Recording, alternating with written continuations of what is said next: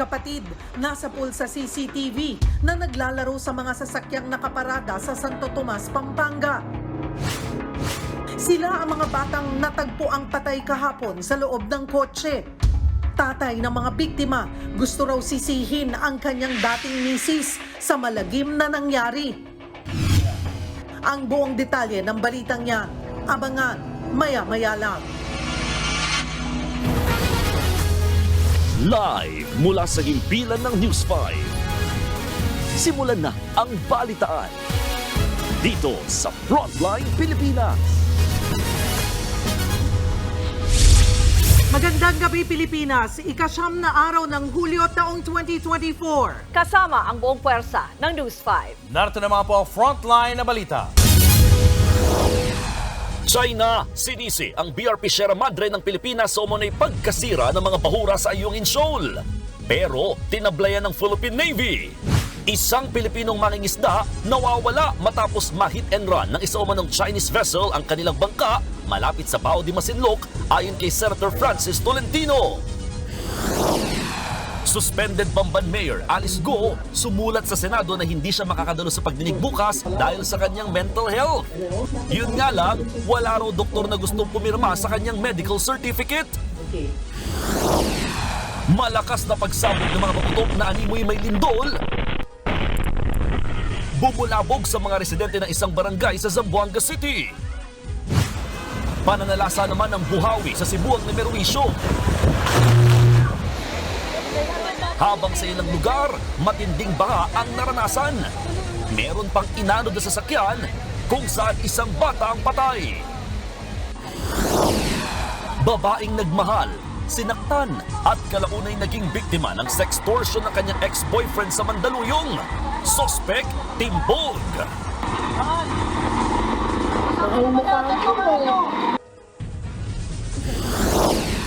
Lalaking napikon sa inuman, pinatay sa saksak sa kainilibing ang katrabaho niya sa Davao City.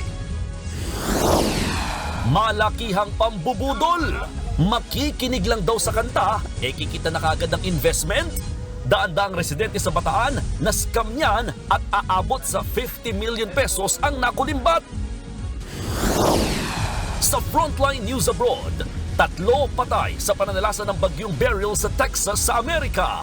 Maulang panahon din ng perwisyo sa Nepal. 19 sa mga namatay doon matapos tamaan naman ng kidlat. At sa showbiz, ang kinaiinisang pambansang kabit na si Lena ng Batang Quiapo naka one-on-one interview. Ano pa nga bang dapat abangan sa karakter niya?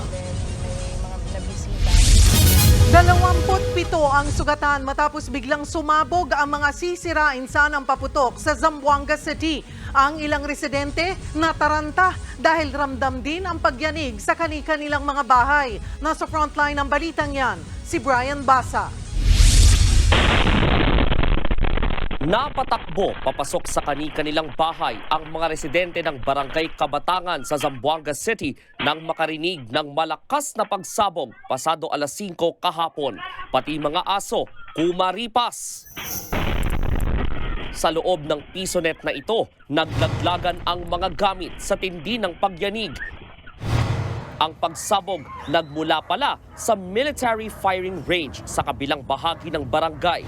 Nagdi-dispose pala roon ng mga nakumpiskang paputok. 27 ang naiulat na sugatan sa pagsabog. Karamihan dyan ay uniform personnel, gaya ng mga pulis, bumbero, bomb experts at mga tauhan ng Coast Guard at Marines. Magkakasama sila para sirain ang mga paputok. Damay rin ang 7 sibilyang pawang minor de edad.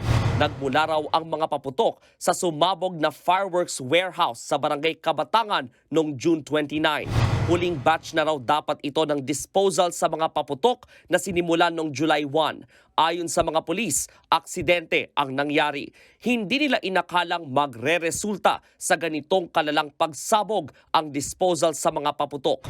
Naramdaman daw ang pagsabog hanggang 3 kilometro mula sa firing range. Nasa 12 establishmento ang bahagyang nasira. Kabilang dyan ang isang gusaling nabasag ang mga salamin.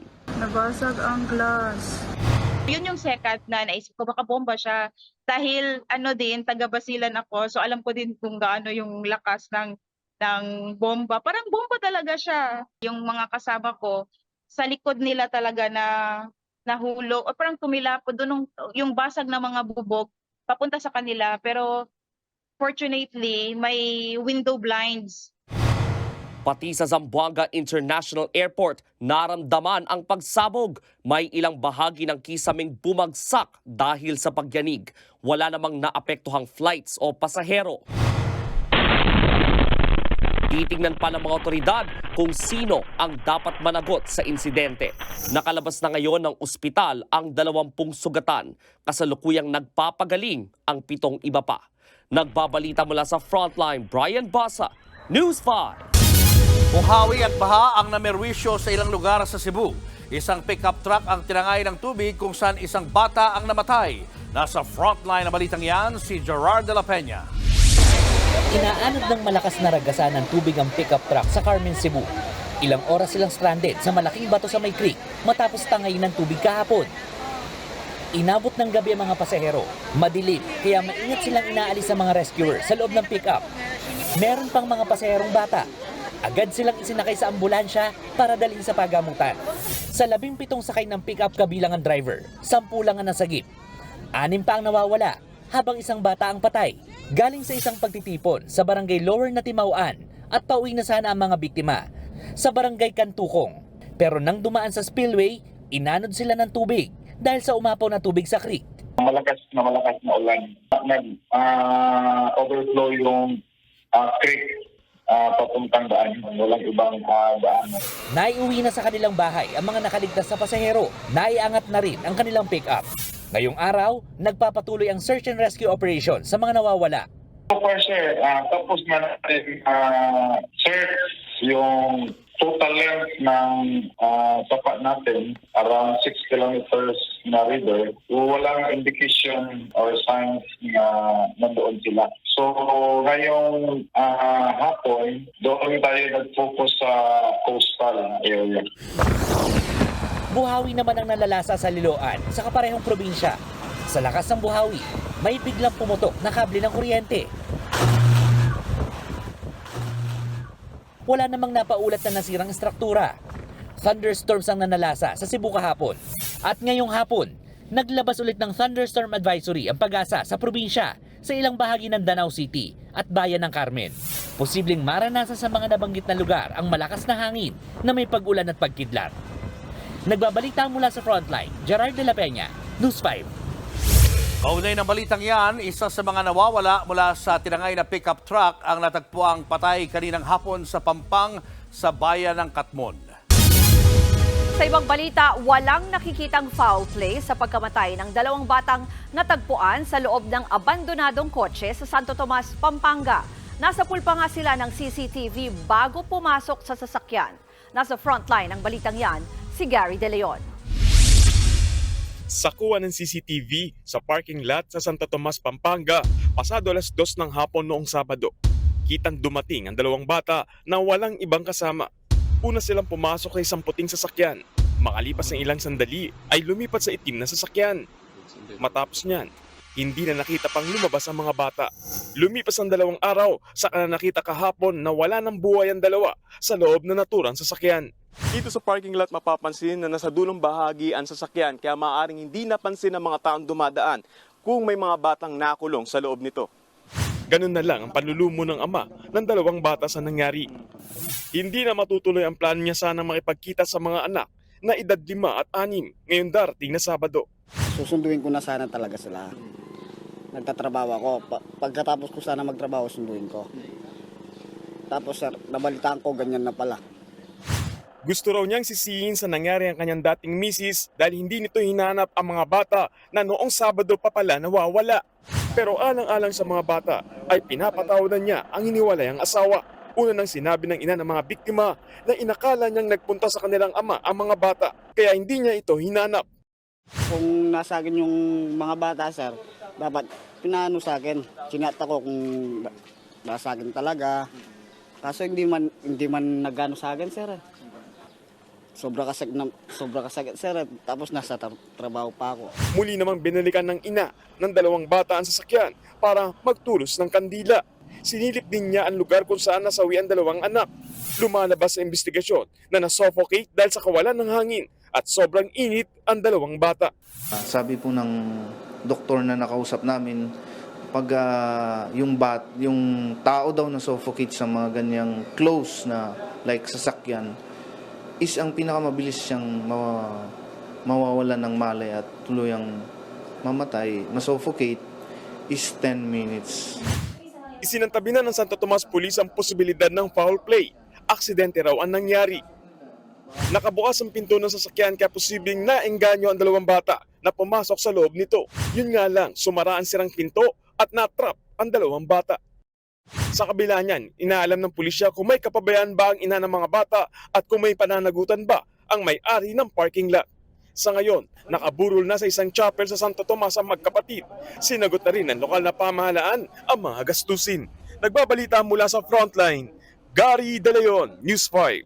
Dumako naman tayo sa balitang Pogo. Ilang dokumento ng tinaguriang big boss ng mga Pogo Hub sa Pampanga at Tarlac ang nadiskubre sa Fontana Leisure Park. Ang isa sa mga dokumento, pirmado ng dating mayor ng Bamban. Nasa frontline ng balitang yan, si Rainiel Pawid. 19 na vault ang binuksan ng mga otoridad kagabi mula sa ni-raid ng mga villa sa Fontana Leisure Park sa Clark, Pampanga. Nitong nakaraang linggo, sinalakay ang 5 villas na tinitirhan daw ng mga Pogo Big Boss. Sa villa kung saan nananatili raw si Wang Ziyang, ang tinaguriang Big Boss ng Pogo Hub sa Bamban, Tarlac at Porac, Pampanga, 4 na vaults ang binuksan. Sa loob nakita ang ilang dokumento at official receipt ng Baofu Land Development Incorporated kung saan incorporator si suspended Banban Mayor Alice Go. Tumambad din ang travel pass ni Wang at ng kanyang driver na inisyu noong 2020, kasagsagan ng pandemya. Ang travel pass ng Pogo Boss, pirmado ni dating Bamban Tarlac Mayor Jose Antonio Feliciano. Ayon sa Presidential Anti-Organized Crime Commission, malaki ang tsansang noong 2020 kumilos si Wang para sa pagpapatayo ng Pogo Hub sa Bamban. Kaya naniniwala ang PAOK na dapat ding imbestigahan si dating Mayor Feliciano. Bakit nag-issue siya ng travel pass sa mga taong pinaghihinalaan natin na mga nagpapatakbo ng illegal Pogo Hub. Wala pang pahayag ang dating alkalde tungkol sa mga dokumento. Sa isang villa naman, nakita ang bankbook ng Baofu na may initial deposit na 5 million pesos. Magagamit ito sa ipapile nating money laundering. And hindi lang ginamit yung bangko na yun para sa transaction dito sa atin, but transaction din sa ibang bansa. So malaking bagay itong nakuha natin mga bangko. Sa isang silid naman, nagkalat ang 2 passport at mga casino VIP card na nakapangalan kay Wang. We will check dun sa mga casino, mga legal casinos natin kung kasi VIP cards yung nakita natin eh. So pwede natin tanungin kung bakit siya meron gano'n. Madalas ba siya naglalaro sa mga casino na yun? O ano yung intention niya? Nandun siya sa casino, baka ginagamit niya yung casino for money laundering.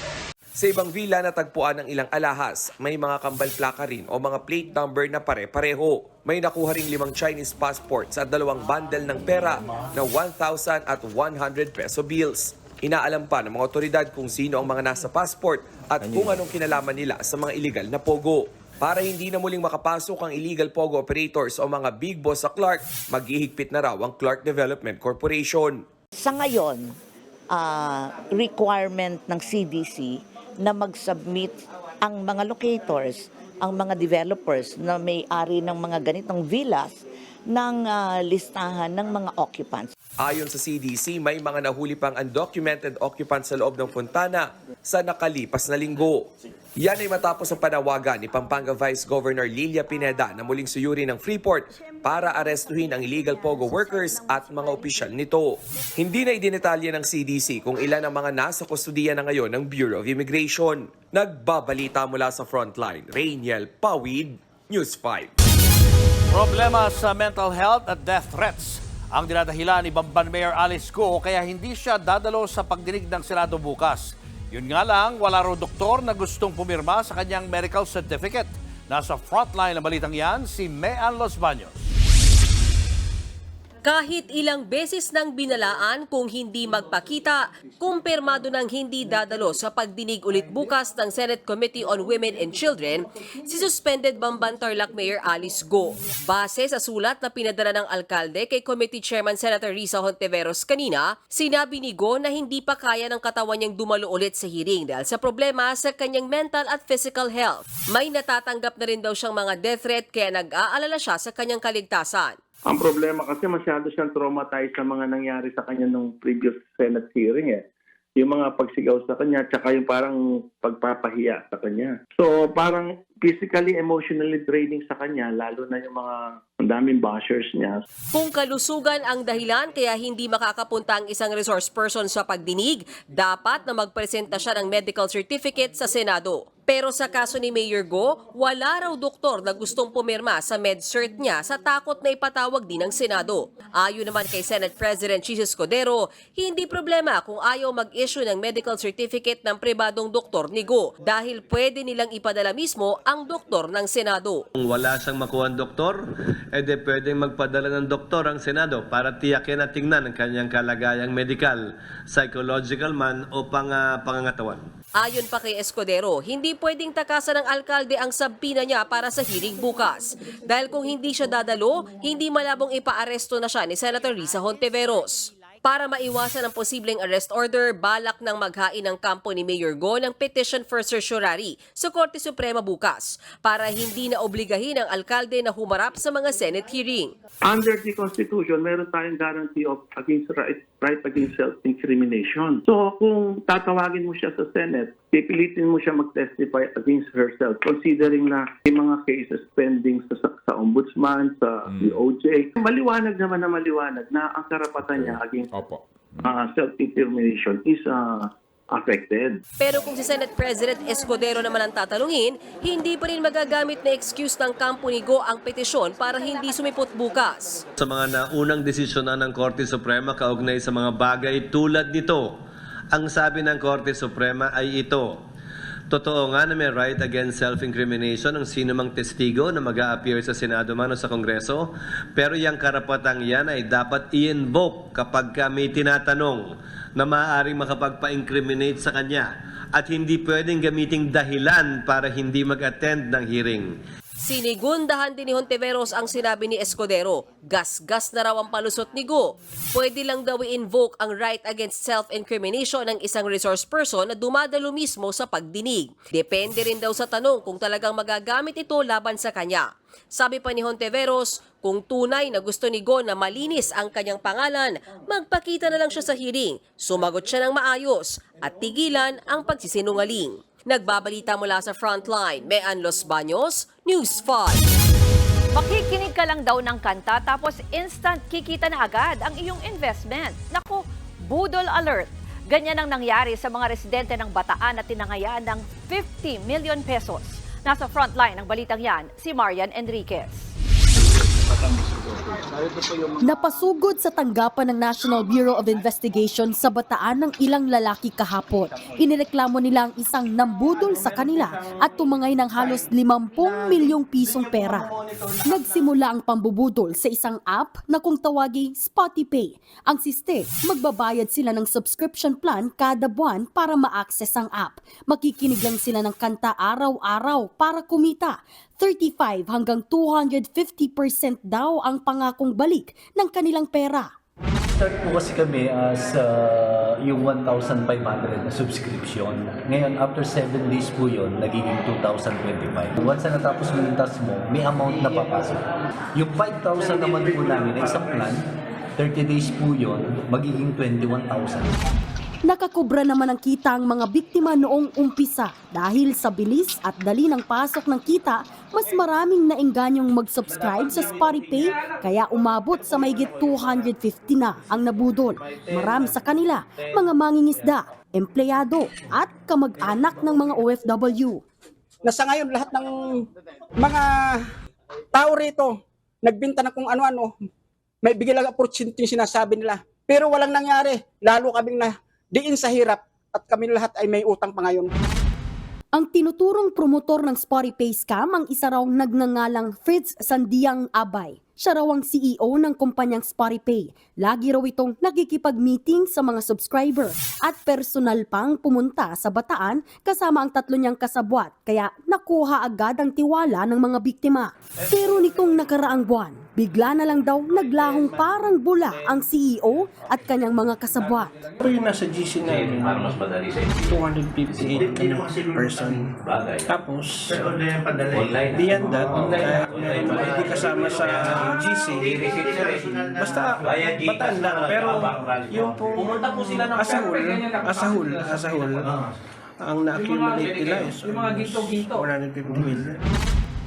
Noong nakaraang buwan lang, naglabas ng abiso ang Securities and Exchange Commission na hindi rehistrado sa kanila ang SpottyPay.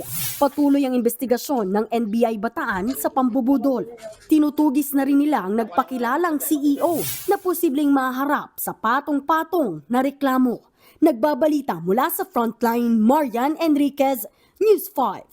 Pinaigting ng University of the Philippines Diliman ang seguridad sa universidad kasunod ng pananaksak sa loob ng campus kagabi. Nagpakalat ng mas maraming security personnel sa paligid ng campus.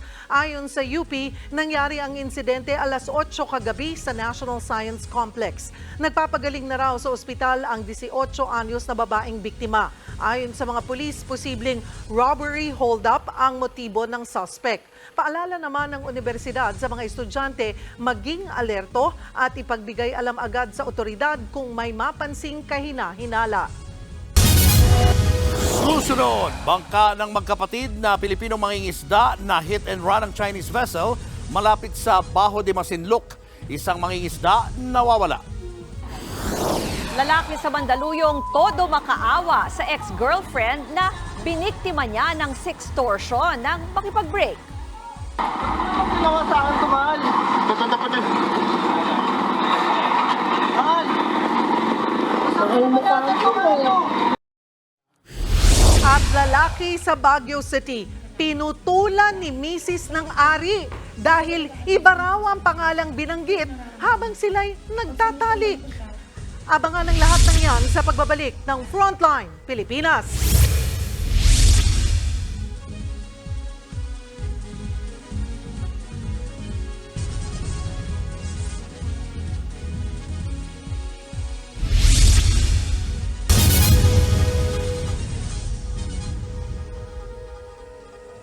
Mga kapatid, Julius Babaw po, nasa Middle East o sa amang dako ka ng mundo, manatiling may alam at may pakialam sa mga mainit na balita dito sa ating bansa.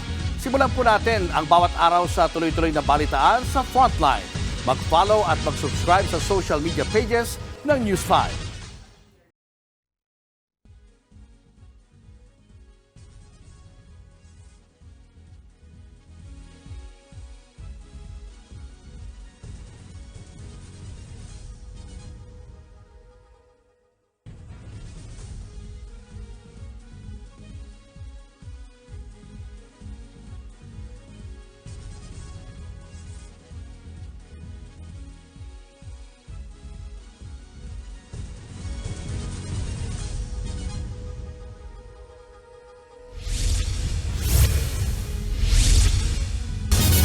Nawawala ang isang Pilipinong mangingisda matapos ma-hit and run umano ng Chinese vessel ang sinasakyan niyang bangka malapit sa Bajo de Masinloc. Nasa frontline ng balitang yan si Mean Los Baños. Ayan po. Ito yung coordinate. Mismong chairperson ng Senate Special Committee on Maritime and Admiralty Zone sa Senador Francis Tolentino ang nagkumpirma kanina na isang Pilipinong mangingisda ang nawawala malapit sa Bajo de Masinloc matapos salpukin ng isa umanong Chinese commercial vessel ang kanilang bangka. Ayon sa Philippine Coast Guard, bandang alas 12:30 ng tanghali noong July 7, nang biglang sumulpot ang isang dambuhalang Chinese vessel habang nangingisda sa laot ang magkapatid na sina Jose at Roberto Mondoñedo. Dumire-diretso daw ang barko hanggang sa bumangga ito sa bangka ng magkapatid. Lumubog yung bangka at nawawala ang isang mangingisda na ang pangalan ay Jose Mondoñedo. Ayon kay Tolentino, Yang Fu ang nakitang pangalan ng barko. Pero ang masaklap, imbis na huminto, dumire-diretso lang daw ang barko palayo. Hindi niya sinaklolohan din yung ating mangingisda, tumakas na siya dire-diretso. So identified naman siya, malamang-lamang ito ay commercial vessel. Hindi Coast Guard nila, hindi militia. Wala pang nilalabas sa kumpletong detalye kaugnay sa insidente. Pero base sa inisyal na ulat, mismong barko ng PCG malapit sa Scarborough Shoal ang nag-report ng nangyari. Sa ngayon, iniimbestigahan na raw ng PCG, NCR at Central Luzon ang insidente. Nagbabalita mula sa Frontline, Mean Los Baños, News 5. Itinanggi ng Pilipinas ang paratang ng Chinese state media na nasisira ang coral reef sa Ayungin Shoal dahil sa nakasadsad na BRP Sierra Madre. Buwelta ng Pilipinas, may ebidensya silang China ang naninira ng mga bahura. Nasa frontline ng balitang yan, si Brian Castillo. Sa video na nilabas ng Chinese state media na Global Times, makikita ang umano'y malalaki, sira-sira at patay na corals sa ilang bahagi ng Ayungin Shoal. Natagpuan din daw na nakapulupot sa ilang bahura ang makahabang lambat na dahan-dahan umanong pumapatay sa mga ito. Sa ilang panglarawan, kita ang umano'y mga basura sa ilalim ng dagat. Kuha raw yan ng magsagawa kamakailan ng Marine Scientific Research, ang Chinese Ministry of Natural Resources sa Ayungin Shoal. Lumalabas umano na malaki ang ibinaba ng kalidad ng yamang dagat doon. Ang sinisisi nila, ang nakasadsad na BRP Sierra Madre na military outpost ng Pilipinas sa West Philippine Sea. Tinabla naman ng Philippine Navy ang mga bagong akusasyon ng China. Anila, hindi Pilipinas ang naninira ng mga likas na yaman. We have to go back to history and check how they reclaimed their current bases in Mischief Reef, Johnson Reef, and the other reclaimed areas. They destroyed the environment. I don't want to dignify their statement. In the first place, history will tell us that they have destroyed the environment in the West Philippine Sea. Pinabulaanan din ng National Security Council ang paratang ng China. Sila raw ang nakasisira sa corals sa West Philippine Sea. May hawak daw na ebidensya ang Pilipinas na magpapatunay dito. Kinumpirma naman ng Armed Forces of the Philippines na nagsagawa ng medical evacuation para sa isa sa mga sundalong nakaposte sa BRP Sierra Madre. Sumama raw ang pakiramdam ng sundalo. Pero ayon sa isang source ng News 5, hinarang daw ng China Coast Guard ang medevac mission. Hindi nagbigay ng detalye ang Philippine Navy tungkol sa umano'y panghaharang. Pero ang importante raw ay nailikas ang sundalo. We look at it as a successful operation na evacuate natin ang tropa. Whatever happened at the tactical level, we leave it up to the Coast Guard. Nagbabalita mula sa Frontline, Brian Castillo, News 5. Mahal pero sinaktan at pinagbantaan. Ganyan nagtapos ang relasyon ng dating magkasintahan sa Mandaluyong City. Ang lalaki, pinagbantaang ikakalat online ang mga pribadong videos at pictures ng biktima kapalit ang pera. Nasa frontline ng balitang yan, si Elaine Fulgencio. Ginawa sa akin to, mahal. Mahal. Ang mukha ko. Pilit pang sinusuyo ng lalaking yan ang kanyang dating kasintahan matapos siyang damputin ng mga operatiba ng NBI Public Corruption Division sa labas ng isang mall sa Mandaluyong. Ang 32 anyos na lalaki, inirereklamo ng sextortion ng kanyang ex-girlfriend. Ayon sa NBI, nakipag-break ang biktima ngayong buwan matapos ang 1 taon nilang relasyon. Seloso at nananakit daw kasi ang sospek. Yung babae kasi ayaw na sa kanya kasi nga aside from yung itong ang ginawa sa kanya nitong huli ay parang may pagka-abusive yung kung ano-ano sinasabi doon sa babae na may mga pananakot. Mula sa dati nilang matatamis na usapan, napalitan niya ng mga pagbabanta, pagmumura at kung ano-anong masasakit na salita. Humihingi rin ng 30,000 pesos ang lalaki kapalit ng hindi pagpapakalat online ng mga malalaswang video at pribadong larawan ng kanyang dating nobya.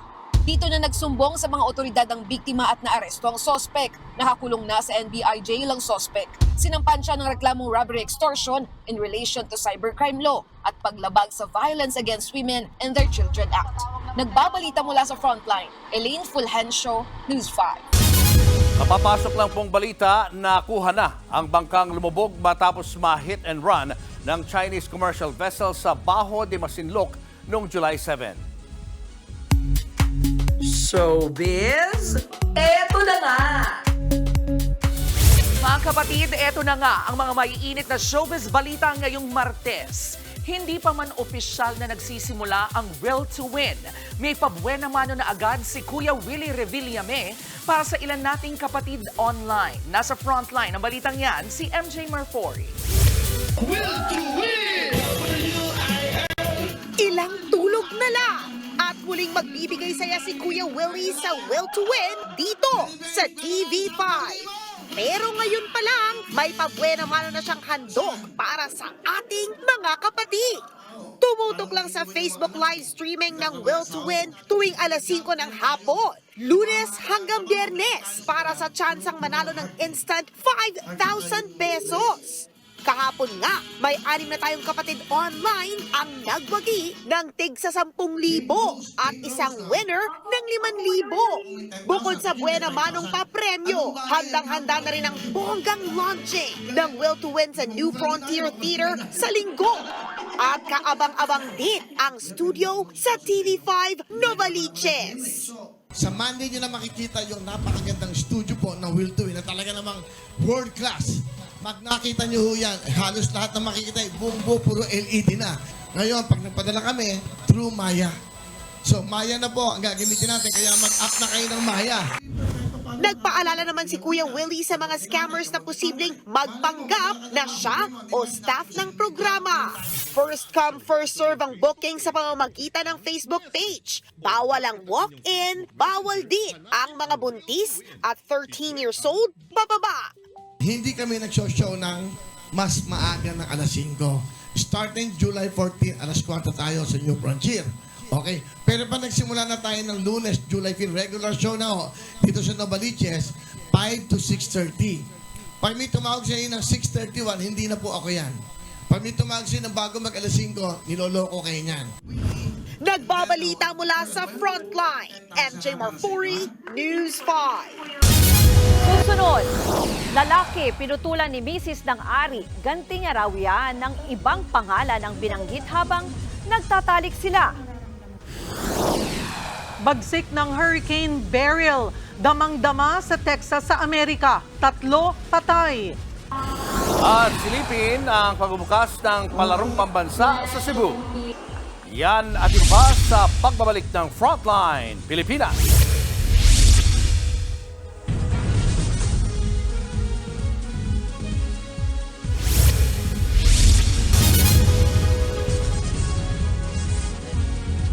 Mga kapatid, Julius Babaw po, nasa Middle East o saan mang dako ka ng mundo, manatiling may alam at may pakialam sa mga mainit na balita dito sa ating bansa. Simulan po natin ang bawat araw sa tuloy-tuloy na balitaan sa Frontline. Mag-follow at mag-subscribe sa social media pages ng News 5.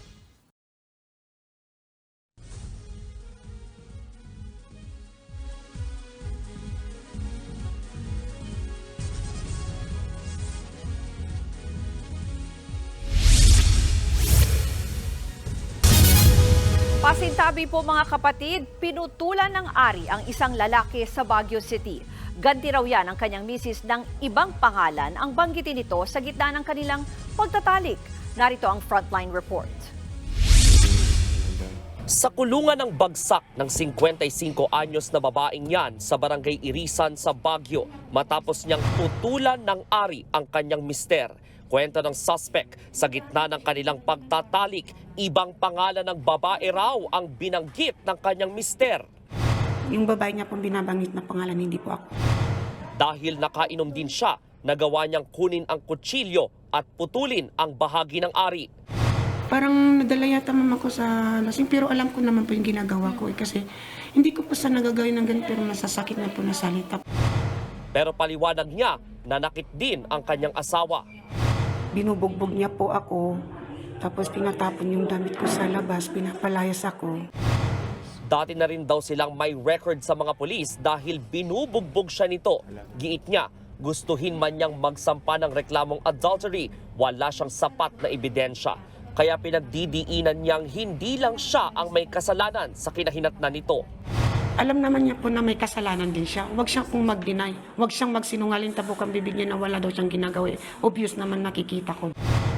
Samantala, sinubukan pang ikabit ng mga doktor ang naputol na bahagi ng ari pero bigo sila. Kasalukuyang nagpapagaling ang lalaki sa ospital kaya hindi pa siya makausap. Nahaharap naman ang suspect sa reklamong paglabag sa Article 262 o mutilation sa Revised Penal Code. Nagbabalita mula sa Frontline, Brian Basa, News 5.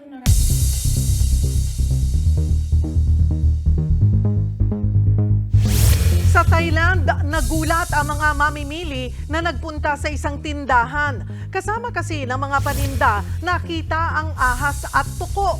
Kwento ng tindera, nag-aayos siya nang makita ang ahas kaya agad siyang humingi ng saklolo. Pero habang hinihintay ang mga otoridad, isang customer ang inakalang laruan ang ahas. Nang mapagtantong totoo ang hayop, dito na nagkagulo ang mga tao. Kinuha naman ng mga otoridad ang ahas at tuko at pinakawalan sa gubat. Walang nasaktan sa insidente. Balitang abroad pa rin, patay ang 47 residente matapos ang pananalasa ng matinding ulan at baha sa Nepal. Hinagupit din ng bagyong Beryl ang Texas sa Amerika. Narito ang Frontline News Abroad. Halos liparin ang mga trapal, poste at puno sa coastal town sa Texas sa Amerika dahil sa hagupit ng bagyong Beryl. Sa lakas ng dala nitong ulan, nag-zero visibility sa mga kalsada. Nagbagsakan din ang mga karatulan ng mga establishmento dahil naman sa lakas ng hangin. Ang resort na yan, nabakbak ang pader. Sa tabi kasi ng dagat naglandfall ang bagyo, kaya humahampas ang alon. Nagkaroon din ng matinding baha sa iba't ibang kalsada, pati mga highway, inabot na rin ng tubig. Sa taas ng baha, may mga sasakyang stranded. Sa aerial shot na ito, kapansin-pansing halos malubog na rin sa tubig ang coastal town. Unang idineklarang hihina ang bagyong Beryl pagdating sa Texas. Pero pagka-landfall, biglang lumakas ang bagyo. 3 ang nasawi. 2.7 million na residente ang apektado matapos silang mawalan ng kuryente. Higit 1,000 flight ang nakansela. Unang nanalasa ang bagyong Beryl sa mga bansa sa Caribbean Islands at Mexico noong nakaraang linggo kung saan 11 ang nasawi. Matinding ulan din ang nanalasa sa iba't ibang parte ng Nepal dahil malapit sa bundok ang mga apektadong lugar, kabi-kabilang landslide at baha ang naitala. 47 ang nasawi riyan, kabilang ang 19 na tinamaan naman ng kidlat. Sa India, 11 ang patay dahil sa baha. Pansamantala ring kinansela ang pasok sa mga eskwelahan. Landslide naman ang kumitil sa buhay ng 12 residente sa Sulawesi Islands sa Indonesia. Nangyari yan habang nagmimina sa gitna ng maulang panahon. 18 ang nawawala. Nagbabalita mula sa Frontline, Brian Basa, News 5. Susunod, lalaking nanlait umano ng kanyang katrabaho sa Davao, sinaksak, patay. At aktres na si Mercedes Cabral nagulat sa pagkainis ng mga tao sa kanyang karakter sa Batang Quiapo. Tutok lang mga kapatid, magbabalik pa ang Frontline Pilipinas.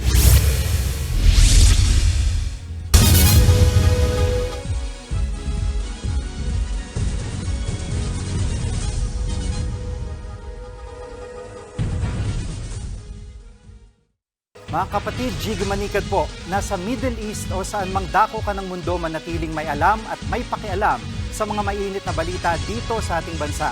Simulan natin ang bawat araw sa tuloy-tuloy na balitaan sa Frontline. Mag-follow at mag-subscribe sa social media pages ng News 5.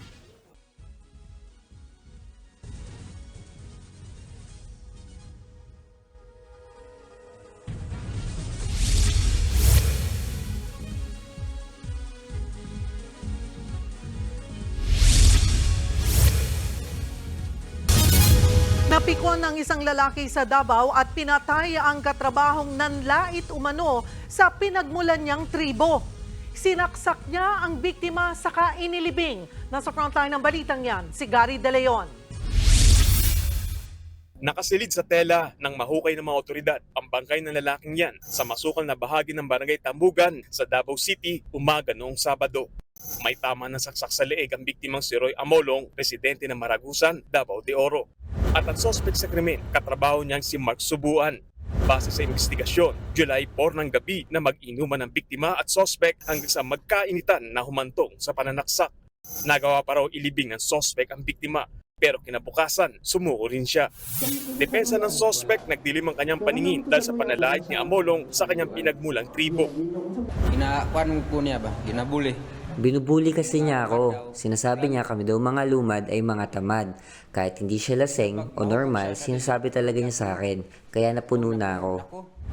Self-defense din daw ang nangyari dahil gumanti lang daw si Subuan nang paluin daw siya ng tubo ng biktima. Hindi naman na-recover ang kutsilyong ginamit sa krimen. Nakakulong ang suspect na mahaharap sa reklamong murder. Habang nasa punerarya naman ang bangkay ng biktima habang hinihintay na maiuwi sa kanilang probinsya. Sa Subic, Zambales, isa ring bangkay na natagpuan sa damuang malapit sa highway sa barangay na Ugsol. Siya ang grade 10 student na si alias Riri, 16 na taong gulang at miyembro ng LGBT plus community. Natagpuan siyang mag-aamuka at sugatan ng likurang bahagi ng ulo, indikasyong pinukpok ang biktima. Ayon sa ina ng biktima, huling nakita si Riri noong July 4 kasama ang kanyang girlfriend. Sa ngayon, may person of interest na. Kumakalat na rin ang mga karagdagang ebidensya at testigo para makapagsampa ng kaso. Isa sa ilalim sa autopsy ang labi ni Riri. Nagbabalita mula sa Frontline, Gary De Leon, News 5. What's up mga kapatid? Umarangkada na ang opening ng 2024 Palarong Pambansa sa Cebu City. Kumaradang nasa 15,000 student athletes dala ang watawat ng nire-represent nilang region. Very thankful daw ang mga atleta dahil malaking step ito para sa mga pangarap nilang makapaglaro bilang professional athletes. Inassure naman ng mga officials ng Cebu na maayos na ang lahat ng kanilang facilities kung saan gaganapin ang mga laro. Ilan sa mga pinaka-inaabangang events ang basketball, football, swimming, volleyball at gymnastics. Ini-introduce din ngayong taon ang dance sport. Opisyal na magsisimula ang games sa July 11 at magtatapos sa July 15.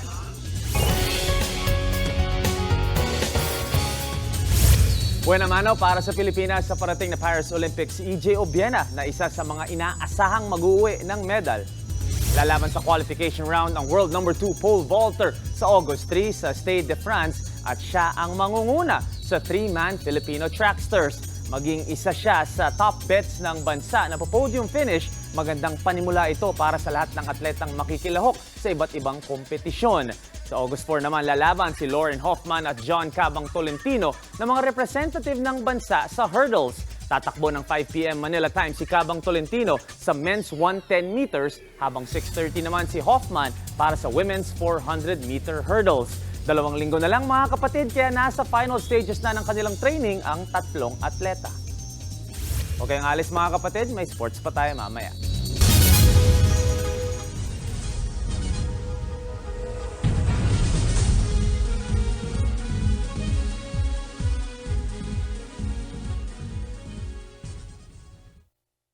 Mga kapatid, Jiggy Manikad po, nasa Middle East o saan mang dako ka ng mundo manatiling may alam at may pakialam sa mga mainit na balita dito sa ating bansa. Simulan natin ang bawat araw sa tuloy-tuloy na balitaan sa Frontline. Mag-follow at mag-subscribe sa social media pages ng News 5.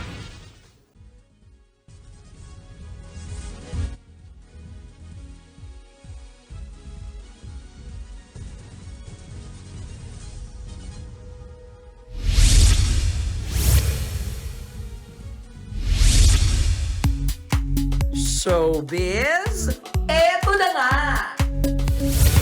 Mga kapatid, eto na nga, trending ang karakter ni Mercedes Cabral sa Batang Quiapo na si Lena bilang ang pambansang kabit o jumper. Effective ang kanyang pagkakaganap, kaya talagang marami ang inis sa kanya. Narito po ang aking report. Nasampal na. Ano, nagsasaya na kayo kasi ihaharap ka ng ganyan? Buti ako, ihaharap. Eh ikaw, tago ka pa. Napag-iwanan pa sa ganda. Kaya naman si Lena, played by Mercedes Cabral, nagngingit-ngit dahil hindi siya ang napiling isama ni Rigor na ginagampanan ni John Estrada sa pinning ceremony. Bawal kasi ang kabit, Lena. Pero dahil makulit si Lena, Isiguraduhin ko sa mga susunod na araw na sa akin lang si Rigor. At ayan na nga, hilo-hiluhan na si Ating.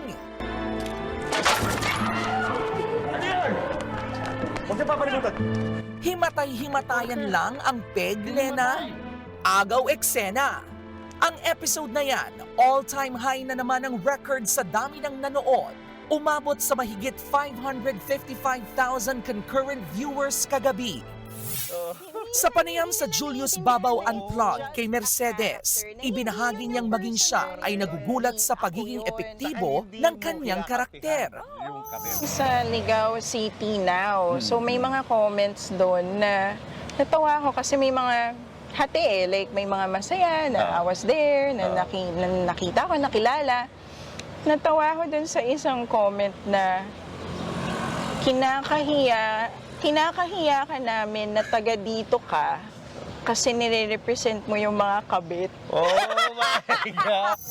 Pag-amin ni Mercedes, challenge rin talaga sa kanya ang kanyang role sa Batang Quiapo. Lalo na nga sa ilang matitinding eksena, tulad na lang ng naging enkwentro ng mga karakter nila ni Charo Santos. Sinabi ko rin dun sa director na talaga sasampalin ko si Ma'am Charo yan, sasampalin ko. Tapos sabi niya, hindi po, kailangan po kasi talaga. So naalala ko after that, as in nanginginig talaga ako. Tapos niyakap niya ako kasi after doing that scene, grabe yung iyak ko. Marami pang dapat abangan kay Lena sa nangungunang primetime series ngayon na Batang Quiapo. Padating na tayo sa exciting part! Kaya mo paalisin yung babae mo? Hindi ako aalis dito! Galingan mo! Lunes hanggang Biyernes yan, 8 p.m. dito sa TV5. Dadaling ko kayo sa kanya. At yan ang mga balita at impormasyong dapat niyong malaman sa araw na ito. Mga balita para sa mga may alam at may pakialam. Pero sa mga kapatid natin sa radyo at online, wala pong bibitiw. Magpapatuloy pa ang balitaan sa 92.3 Radyo 5, True FM at sa news5.com.ph, News5 Facebook, TikTok at YouTube pages. Kami ang inyong mga kasangga sa Frontline Pilipinas.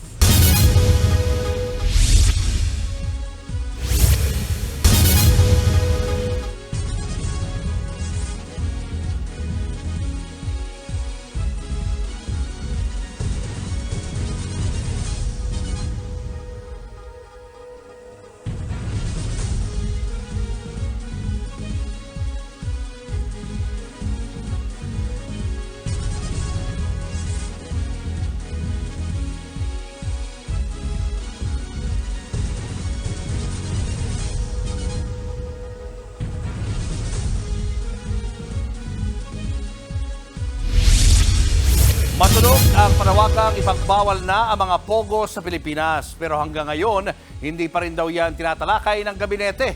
Ayon naman sa NEDA, hindi matutumbasan ng pera ang problemang dala ng mga pogo sa bansa. Nasa frontline ng balitang yan si Maricel Halili. Kung si Socio-Economic Planning Secretary Arsenio Balisacan ang tatanungin, mas maiging ipaban na ang pogo sa Pilipinas. Ito ay kahit pa aabot sa 20 billion pesos kada taon ang posibleng mawala sa kita ng bansa ayon sa Philippine Amusement and Gaming Corporation o PAGCOR. Matatandaang mas tumindi ang panawagan na iba ng pogo sa Pilipinas matapos ang sunod-sunod na paglabas ng video kung saan makikita ang pag-torture sa mga worker nito. Bukod pa rito ang kaliwat ka ng krimen at scams na konektado sa mga illegal na operasyon. It may be a big number, but the cost and particularly social cost of pogos are quite high. And also we are trying to position our country as a legitimate place for business where we are trying to attract investors to come, tourists to come. And so the least that we want is to have a reputation na nandito yung mga criminals. Giit pa ni Balisacan, mababawi naman sa ibang paraan ang kita na posibleng mawala mula sa pogo. Yun nga lang, Hindi pa rin daw pinag-uusapan sa gabinete ang pag-ban sa Pogo hanggang ngayon. Pero kahit hindi ito kasama sa agenda, nagsasagawa na ng profiling ang Labor Department sa higit 20,000 na manggagawang posibleng mawalan ng trabaho kapag ipinaban ang Pogo. Ito yung pagsusuri sa skills o kakayahan ng mga Pogo worker para malaman kung ano ang ibang trabaho na pwede nilang pasukin. We cannot actually just wait for the day na sinabing close na. Dapat nagtatransisyon na rin kami. Baka gusto na ninyong mag-start ng training ninyo nang sa ganun maihanda na namin kayo sa available na trabaho. Dito sa Metro Manila, sinimula ng profiling. Sa ngayon, ipinag-utos na ng PAGCOR na bawal na ang work from home sa Pogo workers. Ito ay para mas maging madali para sa DOLE na mag-inspeksyon sa mga tanggapan at malaman kung lehitimo ang mga operasyon. Nagbabalita mula sa Frontline, Maricel Halili, News 5. Sa ibang balita, inalmahan ng China ang pinirmahang defense agreement ng Pilipinas at Japan na posible raw mag-umpisa ng Cold War sa Asia. Pero giit ng Japan, kooperasyon at hindi gulo ang layunin ng naturang kasunduan. Nasa frontline ng balitang yan, si Camille Samonte. Pinalagan ng Japan ang akusasyon ng China na may tina-target umanong bansa ang nilagdaan nilang Reciprocal Access Agreement o RRA kasama ang Pilipinas kahapon. Ang RRA ang magtatakda ng mga pamantayan para sa joint training at military operations ng dalawang bansa. Tiyempo ang pagpirma ng kasunduan dahil sa patuloy na tensyon sa South China Sea. Kaya tingin ng China, nagkakampihan ang dalawang bansa laban sa kanila. Sa isang pahayag, iginiit ng Beijing na hindi dapat maging banta sa kapayapaan sa rehiyon at sa interes ng ibang bansa ang kasunduan ng Japan at Pilipinas. Hindi raw kailangan sa Asia ang anumang military bloc na posibleng mag-umpisa ng Cold War. Huwag daw sanang kalimutan ng Japan ang ginawa nito noong World War II at maghinay-hinay pagdating sa mga usapin tungkol sa militar at seguridad. Pero buwelta ng Japan, wala silang balak makipagyera. Hindi raw dinisenyo ang RRA para labanan ang kahit anong bansa. This is, a cooperation agreement between the forces of the Philippines, Japan and the Philippines, and it will enhance our defense cooperation by streamlining the procedures. This is will be important for us. The Japan and the Philippines and also the neighboring countries because we will be able to enhance our capabilities in sustaining the peace and stability in the region. Para sa Tokyo, importante ang pagpapanatili ng rules-based international order para maiwasan ang gulo. Kaya suportado raw nila ang posisyon ng Pilipinas sa West Philippine Sea, partikular ang 2016 Arbitral Award na pumabor sa atin.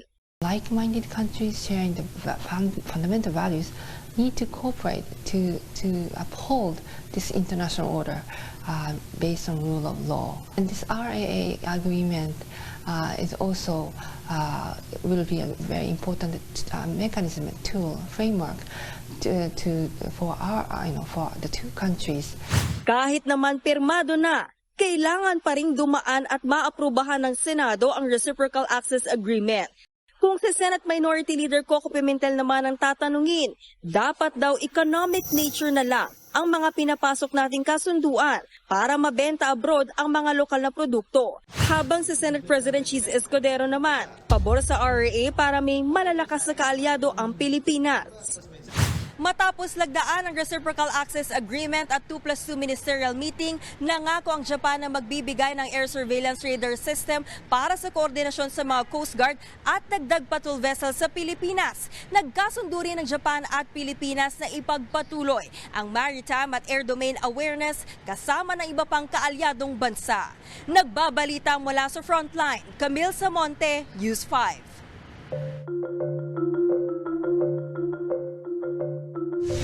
Noong Lunes, pumirma ang Pilipinas at ang Japan ng makasaysayang agreement, ang Reciprocal Access Agreement or RAA. Sa ilalim po nito, papayagan ng mga sundalo ng dalawang bansa na magsagawa ng mga military drills at mga military operations. Pero sa unang tingin, mukha siyang lalabag sa mismong saligang batas ng Japan. Sa Article 9 kasi ng Konstitusyon ng Japan, bawal itong magkaroon ng sariling militar. Bakit? Dahil una, tinatalikuran ng Japan ang pakikidigma o anumang use of force para ayusin ang anumang gusot sa pagitan ng mga bansa. At saka hindi rin pinapayagan kailanman ang pagtatag ng Japan ng land, sea, and air forces at anumang tinatawag na war potential. Bakit ang higpit ng saligang batas ng Japan? Ito po'y bunga ng mga pang-aabuso ng Japanese Army at ng Japanese government noong World War II, lalo na sa mga bansa sa Asia katulad ng Pilipinas at ng China. Labis ang kalupitan ng mga puwersa ng Japan noong panahon ng giyera. Nung sumuko ang Japan, sumailalim ito sa US military occupation ni General Douglas MacArthur, ang Supreme Commander ng Allied Powers. At bilang parusa, naglagay ng mga provision sa bagong 1947 Japanese Constitution na pipigil sa anumang rearmament o muling pag-aarmas ng Japan. Pero sa mga sumunod na dekada, lumakas ang puwersa at alyansa ng mga komunistang bansa. Kabilang riyan ang China at North Korea. Kinabahan ng US na masakop ng mga komunista ang buong Asia kaya't gusto niyang bigyan ng mas malaking papel ang Japan. Japan ang naging major staging base of operations ng US laban sa North Korea. Binuo ni MacArthur ang tinawag niyang National Police Reserve na dedepensa dapat sa Japan. Pero hindi pa rin daw ito pag-aarmas. Halimbawa, ang mga tangke ay tinawag na lamang na special vehicles. Taong 1954, ang National Police Reserve ay tinawag ng Japan Self-Defense Force na pangalan pa rin niya hanggang ngayon. Ngayon po, ang Japan Self-Defense Force ang isa sa mga pinakamalakas na puwersa sa buong rehiyon. Parati pong nararango sa top 10 militaries of the world. Pero isa ba talaga itong police force? Wala na pong naniniwala dyan. Mismong Korte Suprema ng Japan ang nagsabi, may karapatan ng Japan na depensa ng kanyang sarili. At hanggang ngayon, maingat pa rin ang mga Hapon na hindi sila maturingan na militarist. Halimbawa, ang mga bagong aircraft carrier na Kaga at Izumo, ayaw nilang tawaging aircraft carrier, kahit ang lalamanin nito ay ang mga bagong F-35B fighter jets. Sa halip, ang opisyal na tawag lamang nila dito ay mga multi-purpose operation destroyer. At yan po ang militar na makakasama natin sa Reciprocal Access Agreement. Isang militar na hindi pwedeng tawaging militar mula sa isang bansa na minumulto pa rin ng kanyang nakaraan.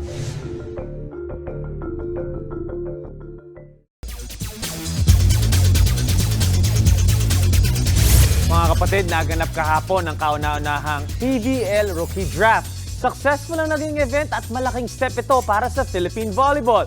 Nasa frontline ng balitang yan, si Marty Bautista. History was made kagabi sa kauna-unahang PVL Rookie Draft na gananap sa Novotel sa Araneta City.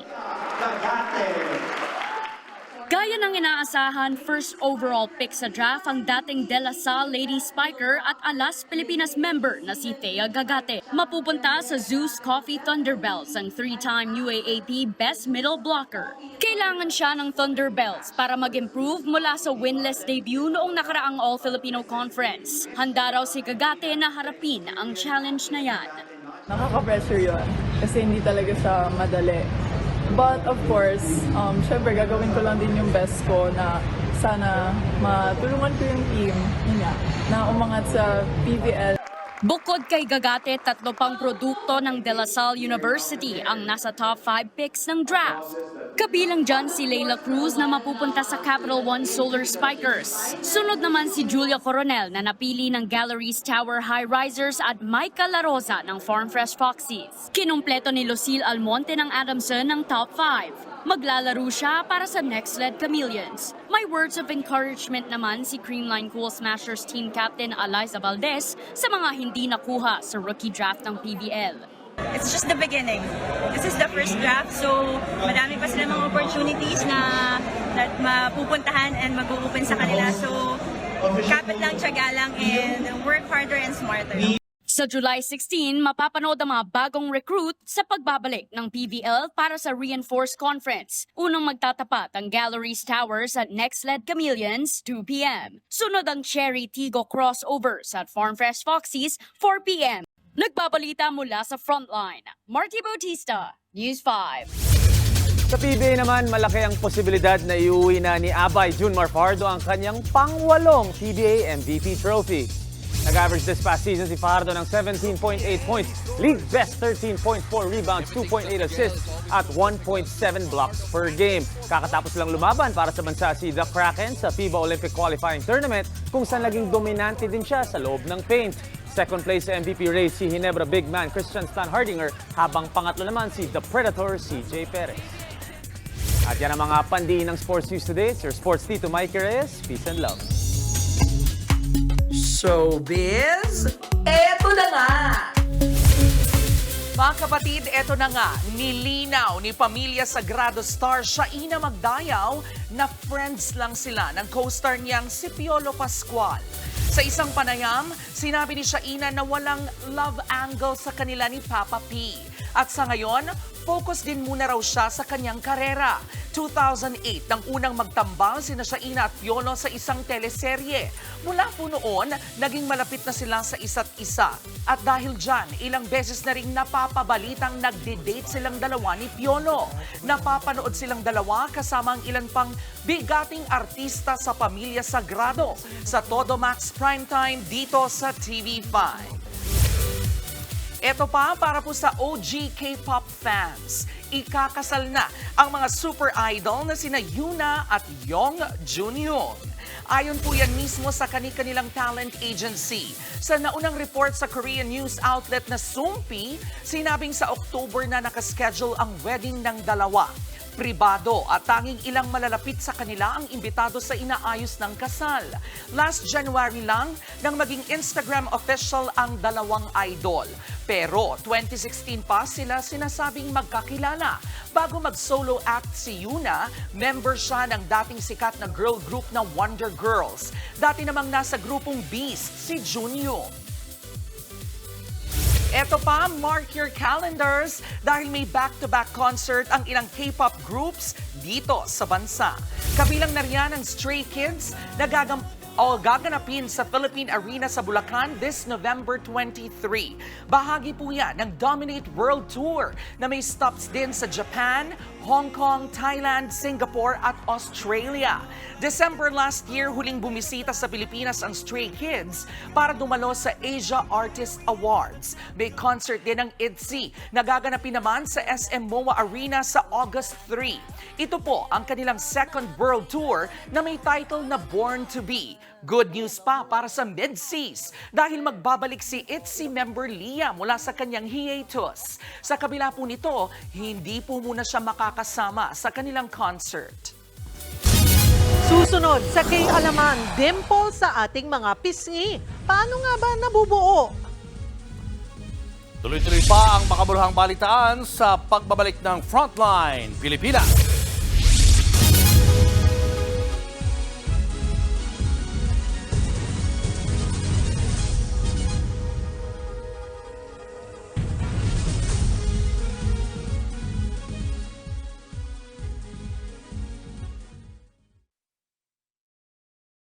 Mga kapatid, Cheryl Cosim po. Nasa Estados Unidos, Canada o saan mang dako ka ng mundo, manatiling may alam at may pakialam sa mga mainit na balita dito sa ating bansa. Simulan natin ang bawat araw sa tuloy-tuloy na balitaan sa Frontline. Mag-follow at mag-subscribe sa social media pages ng News 5.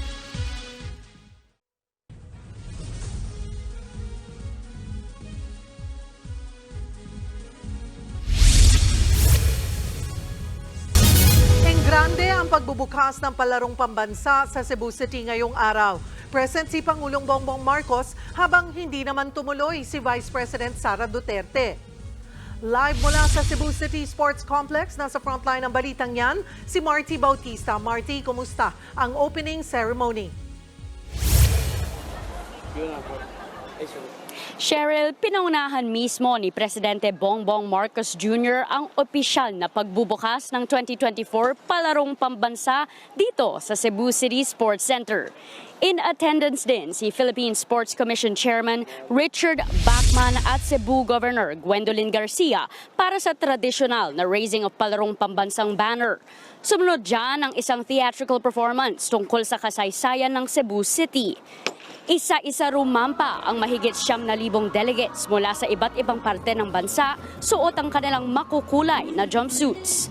Bilang pangunahing tagapagpasalita ang presidente, sabi ni PBBM madaming first ang palarong pambansa ngayong taon, kagaya ng first participation ng athletes galing sa National Academy of Sports at pagdagdag ng mga bagong events kagaya ng dance sports, soft tennis, karate-do at esports. Hindi naman dumalo sa mismong opening si Vice President Sara Duterte. Sa halip ay binisita niya ang mga coaches at trainers na nagkasakit sa gitna ng paghahanda sa palaro. Nagtungo rin ang bise sa Basilica Minor del Santo Niño de Cebu para ipagdasal ang mga atleta na lumahok sa palarong pambansa. Cheryl, bukas naman naghanda ang city government ng showcase competition ng mga traditional Filipino games na magaganap sa G Mall sa Cebu City bago mag-umpisa ang mga laban sa July 11. Cheryl. Maraming salamat, Marty Bautista. Tuloy-tuloy naman ang preparasyon para sa nalalapit na State of the Nation address ni Pangulong Bongbong Marcos. Ang pamunuan ng Kamara nagpaalala ng mga bawal sa SONA. Nasa frontline ng balitang yan, si Marian Enriquez. Puspusan ang paghahanda ng Kamara para sa ikatlong State of the Nation address ni Pangulong Bongbong Marcos sa July 22. Pero hanggang ngayon, hindi pa rin daw sumasagot si Vice President Sara Duterte kung siya'y dadalo. We are still waiting for confirmation from the Vice President, but we heard word that the office will confirm today whether the Vice President is attending or not. So we will just make an announcement on this as soon as we get confirmation from the office of the Vice President. Sa ngayon, higit 2,000 guests na ang nagkumpirma ng kanilang attendance. Imbitado ang mga dating presidente, vice-presidente, mga Senate President, speakers at iba pa.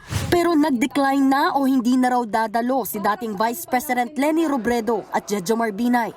Wala pang sagot kung dadalo si dating Pangulong Rodrigo Duterte. Kumpirmado namang dadalo ang nasa 47 ambassadors mula sa iba't ibang bansa, kabilang si Chinese Ambassador Wang Xilian. Samantala, nasa 20 million pesos ang budget na ilalaan para sa pagkain sa SONA. Yung security lang natin, ilang daan na yan, di ba? O personnel natin sa Congress, mga 2,000-3,000 na yan. Then yung guests natin, mga 2,000. So, that's just about the right amount. Tulad din ng mga nakaraang taon, mahigpit na ipinagbabawal ang pagsusuot ng mga damit na may political message. Pakikiusapan daw ang mga ito na magpalit ng damit dahil ang hindi susunod, hindi papapasukin sa plenaryo. If you want to protest, there are some areas reserved for your protest or demonstration. No? This is not the place and the time to express anything. There are areas where you can do it, but not here in the Batasan Complex, because pagka hindi kayo sumunod, you'll be arrested, you'll be detained. O, nakita nyo naman yung detention center namin. Ready naman, di ba? Aircon. Pwede kayo matulog dun sa gabi. Sa susunod na Lunes, July 15, gaganapin ang huling meeting ng Interagency Committee para sa SONA. Dito rin gagawin ang final walkthrough. Ang Radio Television Malacanang o RTVM pa rin daw ang mga ngasiwa sa directing. Wala naman daw utos na kantahin ang bagong Pilipinas hymn at i-recite ang pledge. Inaasahang matatapos din ang lahat ng renovations para sa North at South Lobby sa July 18. Ila-lockdown ang buong batasang pambansa sa huling Biyernes bago ang SONA o sa July 19. Nagbabalita mula sa Frontline, Marian Enriquez, News 5. Sa darating na July 15, magsasagawa ng National Census ng Philippine Statistics Authority para malaman kung gaano karami na ba ang mga Pilipino sa bansa. Mahigit 70,000 enumerators ang mangatok sa iba't ibang bahagi ng bansa para manguha ng datos. Paalala ng PSA, naka-uniform na may logo ng ahensya at may suot na ID ang kanilang enumerators. Kung may pagdududa, pwede itong itawag sa PSA local offices para i-verify kung totoong enumerator nga ang mga nangangalap ng impormasyon. Dagdag pa ng PSA, hindi pwedeng manghingi ng confidential information tulad ng mga bank account, number at password.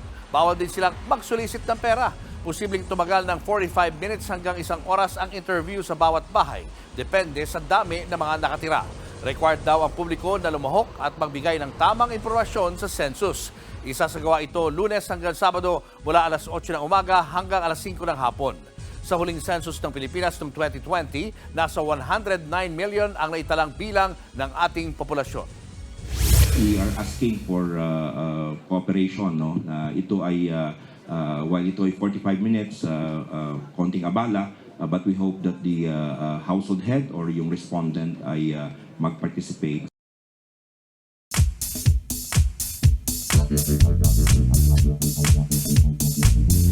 Mga kapatid, pambihira ang iyong ngiti kapag meron kang dimples. Sakto po dahil National Dimples Day ngayon.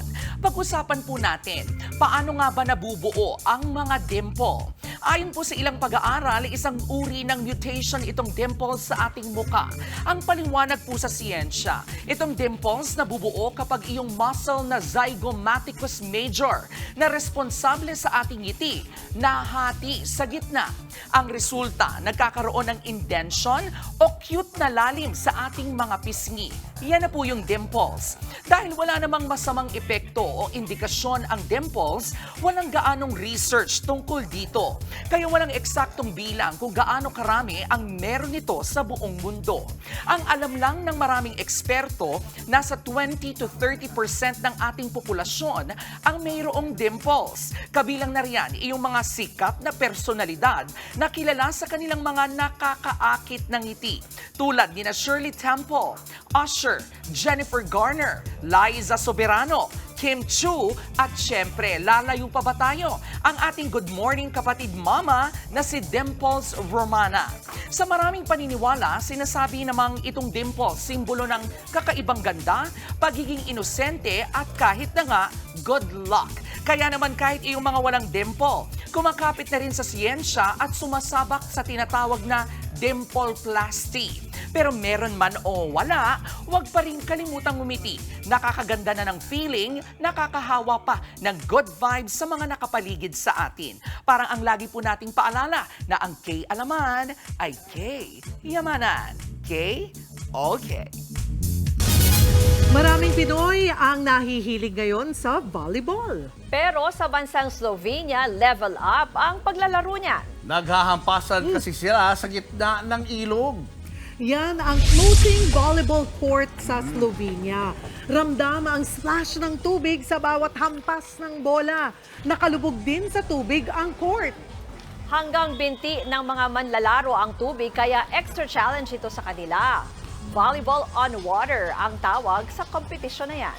Astig nga dahil umiilaw ang court kapag gabi. May mga naka-standby namang pump boats para mag-rescue kung kinakailangan.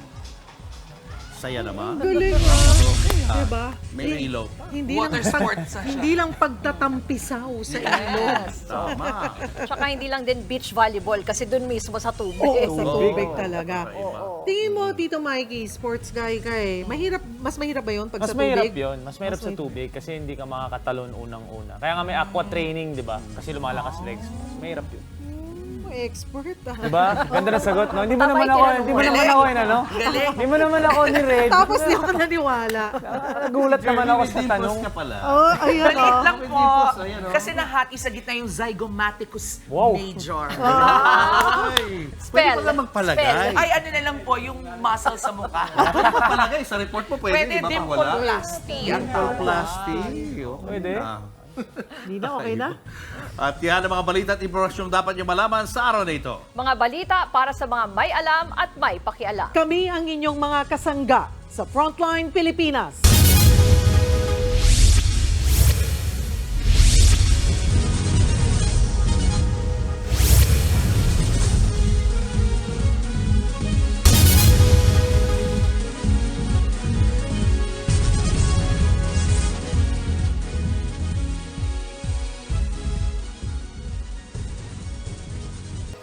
Mga kapatid, Cheryl Cosim po. Nasa Estados Unidos, Canada o saan man dako ka ng mundo, manatiling may alam at may pakialam sa mga maiinit na balita dito sa ating bansa.